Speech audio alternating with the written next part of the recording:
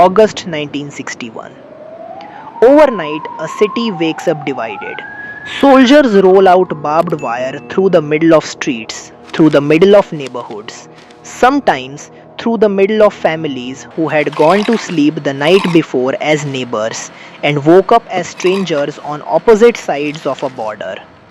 Within days, that wire becomes concrete. A wall eventually stretching for over 155 kilometers, designed for one purpose to make sure no one trapped on the eastern side could ever leave again.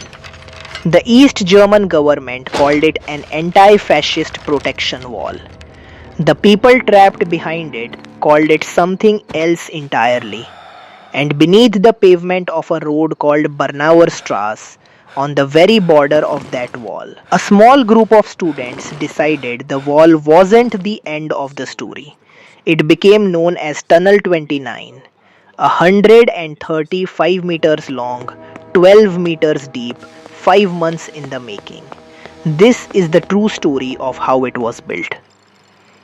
In the summer of 1961, a young man named Joachim Rudolph made a decision that would define the rest of his life.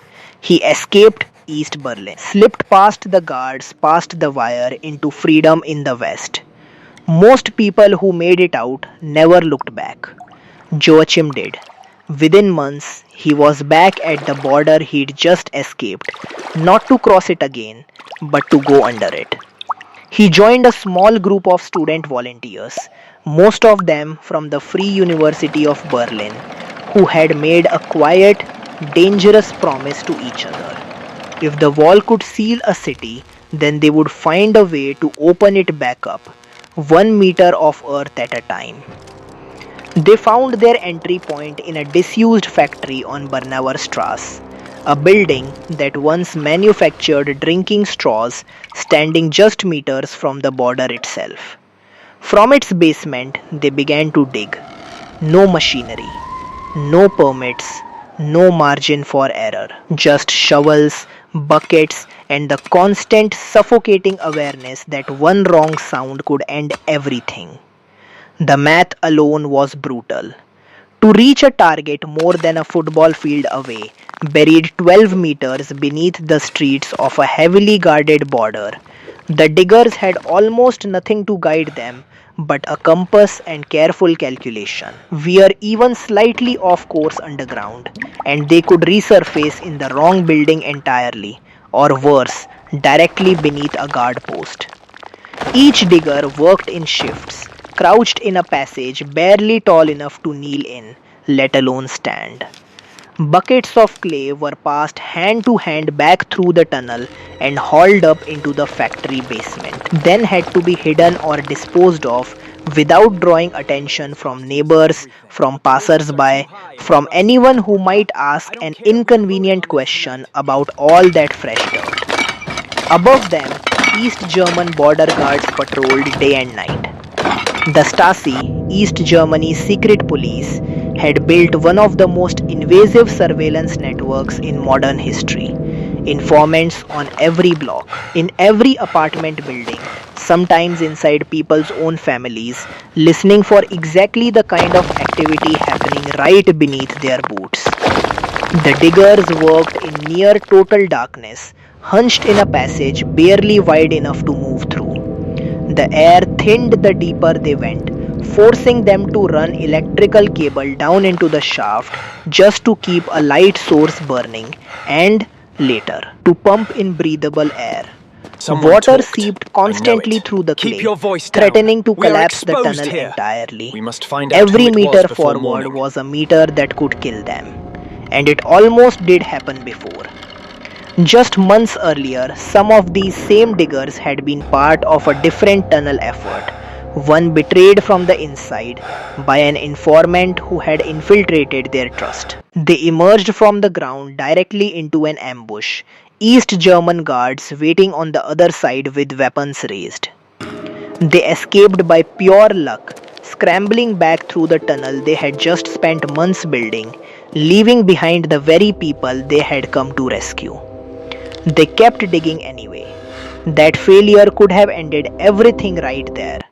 Instead, it hardened their resolve. They understood now, in a way they hadn't before, exactly what the cost of a single mistake could be, not just for themselves, but for everyone on the other side of the wall who was trusting them with their lives.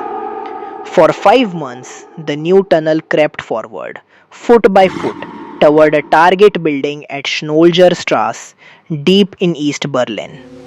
No satellite maps, no sensors, just compasses, instinct, and hope that the math was right.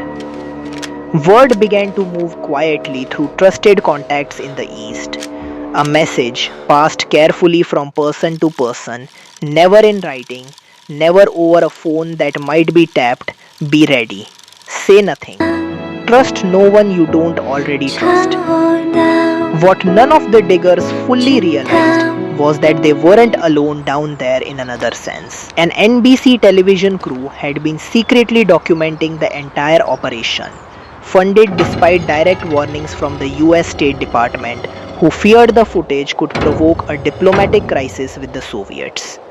The cameras kept rolling anyway. On the night of September 14, 1962, the diggers finally broke through. Dirt gave way to open space, the cellar of a building on Strasse, deep in East Berlin, precisely where they'd calculated it would be. Word went out through the network of contacts they'd built over months. And one by one, in near silence, people began to arrive at that cellar. Mothers, children, the elderly. People who had spent over a year on the wrong side of a wall that was never supposed to be permanent, now facing a narrow, muddy passage as their only way out. One by one, they lowered themselves into the tunnel and crawled toward the west, toward strangers they'd never met, who had spent 5 months digging blind through freezing, waterlogged clay for the sole purpose of getting them out. It wasn't over the moment they entered the tunnel.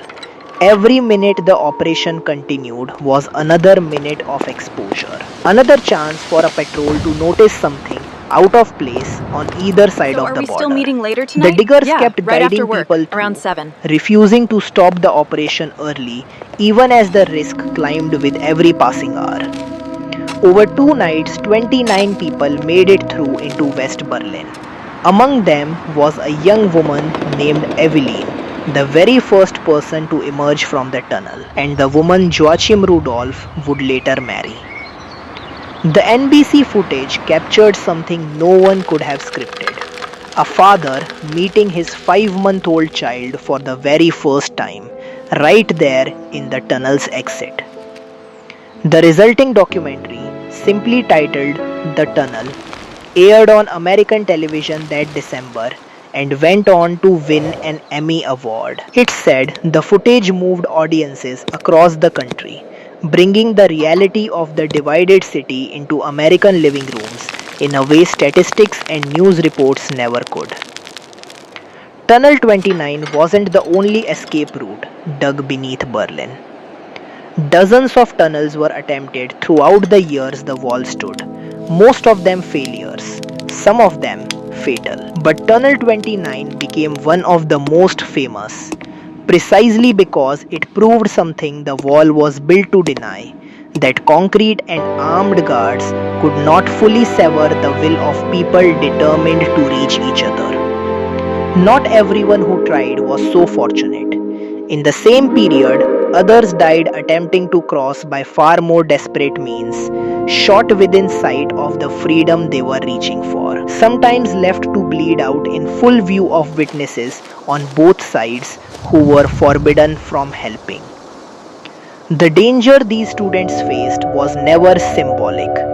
It was real, constant, and it never fully went away for as long as the wall stood. Joachim Rudolph and his fellow diggers never described themselves as heroes in later interviews. Many of them spoke plainly about the fear that never left them during those 5 months. The fear of collapse, of discovery, of arrest, of somehow being responsible for the deaths of people they were only trying to save. What kept them digging wasn't the absence of fear. It was the decision that the people waiting on the other side mattered more than the fear itself. Today, a small plaque marks the spot on Schnholzer's Strasse where the tunnel once surfaced. Quiet, easy to walk past without noticing. But beneath it lies the true story of ordinary students, armed with nothing but shovels, compasses, and each other, who decided that a wall, no matter how heavily guarded, was never going to be the final word. So here's a question worth sitting with. If you were in their position, watching a city and a family torn apart by a wall built almost overnight, would you have had the courage to pick up a shovel? Let me know what you think in the comments below. And if you know another story of ordinary people who defied impossible odds, tell us. It might just become our next episode.